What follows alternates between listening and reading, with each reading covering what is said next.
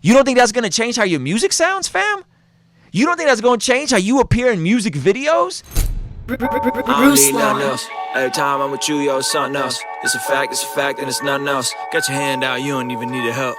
Ooh, I don't need nothing else. Every time I'm with you, yo, it's something else. It's a fact, and it's nothing else. Got your hand out, you don't even need a help. Ooh, that's right. I don't need nothing else. That's right. Kingstream. All right, so look. Sometimes, as artists, we need to take a step back in order to go forward. And this is what I mean. Sometimes we're wondering what that missing ingredient is. We're wondering where you could have the right raps and the right beat, but there's something missing. And a lot of times, I think that missing ingredient is the confidence, the grit, the congruence with your vision. And a lot of us aren't very congruent with our vision. Like we struggle with believing with living the things we say we're believing. And therefore we're not confident, right? Therefore we are not confident. And therefore, subconsciously, it's affecting the quality and the output of our music. So, with that in mind, that is why we launched the Kingstream Outlier challenge for you guys. And it's a challenge to get people to really do the two habits that have worked the most for me in terms of my life transformation.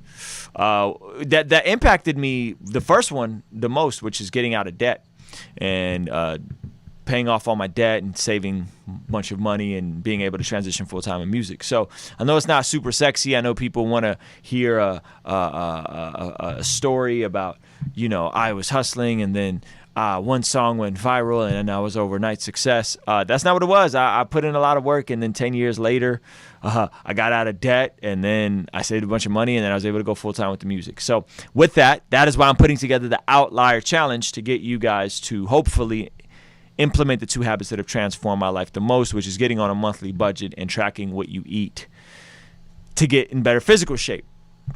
I feel like once we are aligned with our purpose musically, and we are in good shape and we're in good shape financially, I think therein lies the recipe for just another level of glow up, another level of confidence, another level of just being assured in yourself.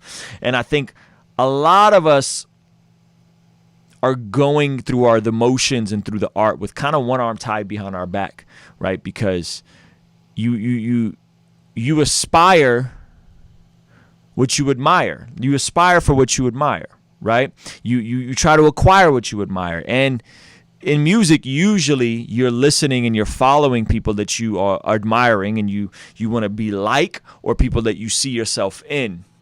Right, and that's why a lot of the pain music works and the emotional music works, right? Because you feel, you see yourself in that person, the pain. But a lot of the stuff that actually really works is the stuff that you admire. It's the stuff that you want to acquire, right? So you see the bravado of your favorite rapper, you see the confidence, the money, the glitz, the glam, right? That you're trying to, you're identifying with something. And all I'm doing is I'm just a conduit of breaking this down. Subconsciously, you admire that person. I admire Jay-Z. Right? I admire Jay-Z. I admire his entrepreneurialism. I admire Kanye's creativity. I admire Kendrick's lyricism. And I admire these things. But I don't necessarily take the time to acquire them, right? And I don't take the time to implement them and to become that, to acquire what I admire in someone else. But when you start to acquire for yourself what you admire in other people, then that's when your confidence grows. That's when you increase, and that's when you glow up, and that's when you level up. So my question to you is, are you acquiring the values that you admire? And I'm here to help you do that. I think this is deeper than music. I think this is deeper than just your raps. I'm here to speak to the mind, body, and soul of you guys, and to really just get you guys to the best optimal human you can be and give you the information that's worked for me, and hopefully it works for you. Somebody said, what about Drake? Drake is another example. You admire Drake. You admire his charm, his charisma, how good looking he is, how funny he is, how compelling he is, right? You admire him as a person, therefore you rock with his music. And then there's also the vulnerability side, right? The emotional side. There's both. You admire Drake and you connect with Drake as well. And so acquire the values that you admire, and then people will start to admire you.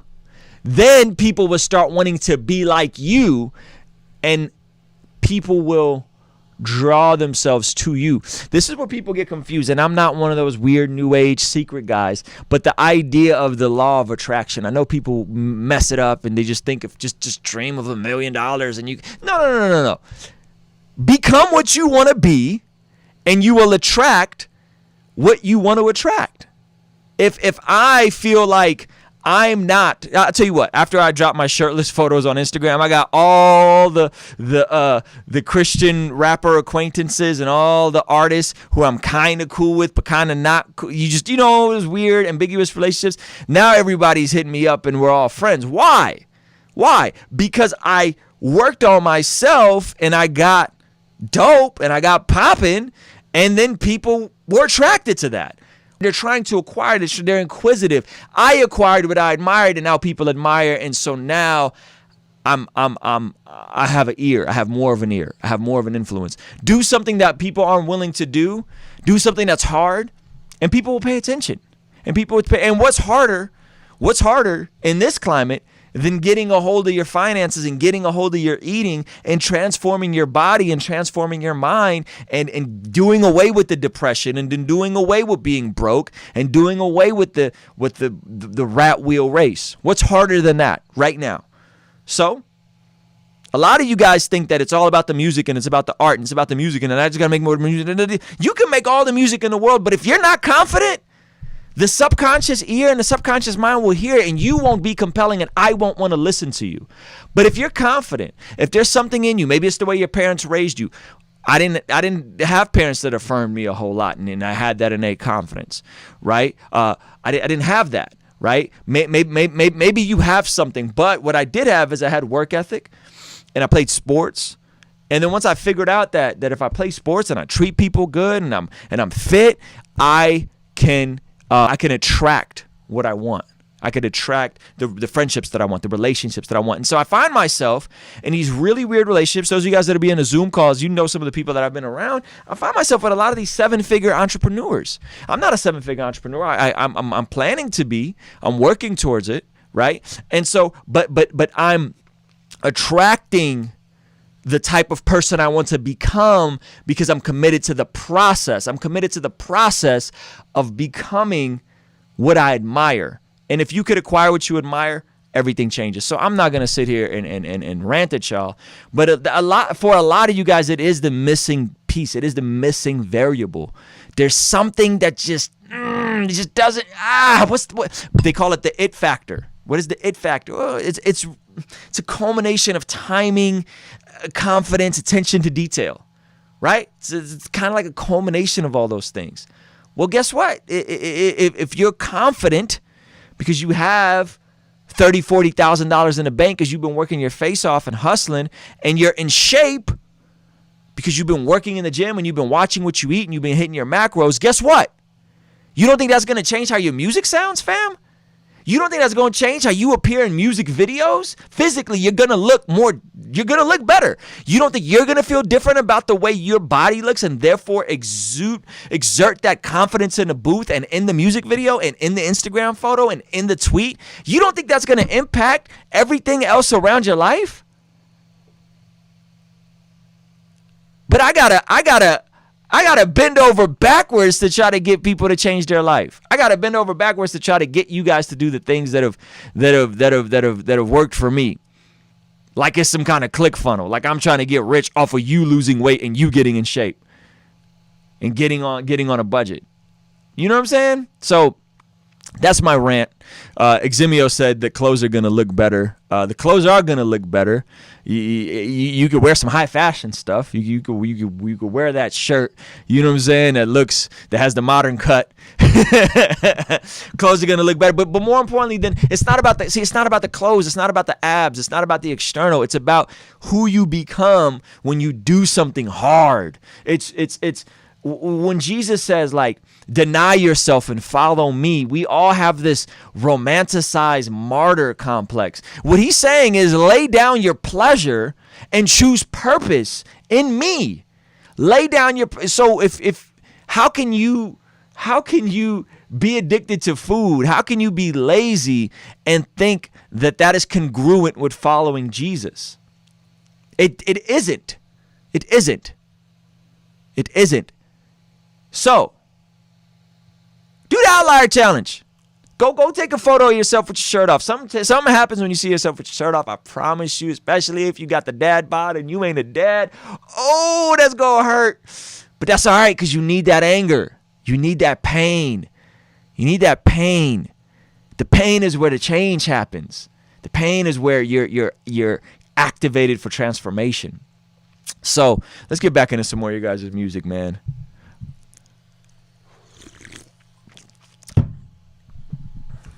Purpose over pleasure. Purpose over pleasure. And there's nothing wrong with pleasure. I like pleasure. Eximio, me and Eximio talk. I'll be telling Eximio, bro, you got to have a cheat meal. I have a cheat meal once a week, sometimes twice a week. But 90% of the time I'm choosing purpose, and 10% of the time I'm choosing pleasure. 90% of the time I wake up the moment my sleep cycle app goes off and I'm up. And 10% of the time I might sleep in. Right? It's just having those proper ratios. Purpose over pleasure 90% of the time if you're doing stuff. 85% of the time if you're doing stuff that's purposeful. The pleasure's okay. The issue is the majority of people who are overweight, who are broke, who are depressed, who are anxious are choosing pleasure over purpose, and then they wonder why they're not getting their desired result. It's because your ratios are out of whack. All right, let's keep it moving, man. I'm gonna keep going. I gotta stop. We gotta get through this.